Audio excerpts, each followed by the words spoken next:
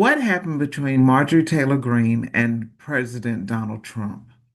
First, it was the Epstein files. That was the trigger. Greene signed on to a bipartisan effort in the House to force the release of files related to the convicted offender Jeffrey Epstein, even though Trump pushed back against disclosure.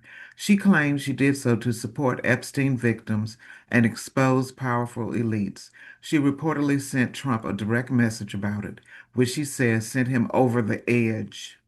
Once the fight over the files went public, Trump withdrew his endorsement, called Greene a traitor, and said he'll back a primary challenger against her. They also had policy and priority disagreements. Beyond Epstein, she began publicly criticizing aspects of Trump's agenda.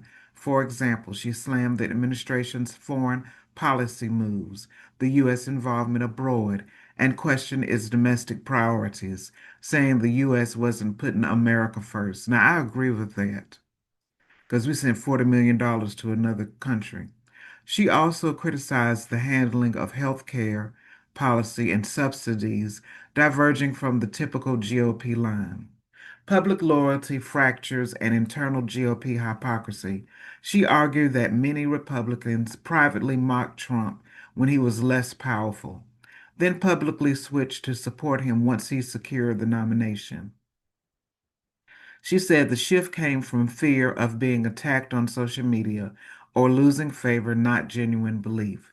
She accused colleagues of hypocrisy, publicly standing by Trump even while privately criticizing him. The fallout. November the 14th, 2025, Trump publicly withdrew his endorsement of Greene, calling her a ranting lunatic. Then Marjorie Trader Greene. She responded publicly, saying she had fought harder for Trump than many Republicans, but that she doesn't worship or serve him. And that is the problem with the Republican Party and many white nationalists and other people.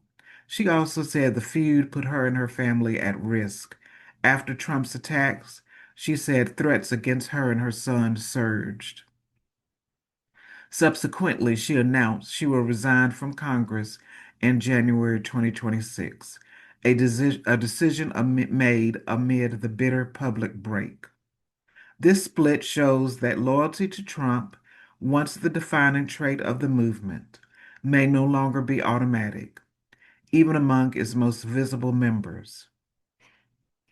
Green's stance, calling for transparency on Epstein and criticizing foreign policy and domestic priority, taps into a strand of populist America First sentiment that might resonate with some Republicans disillusioned with establishment politics.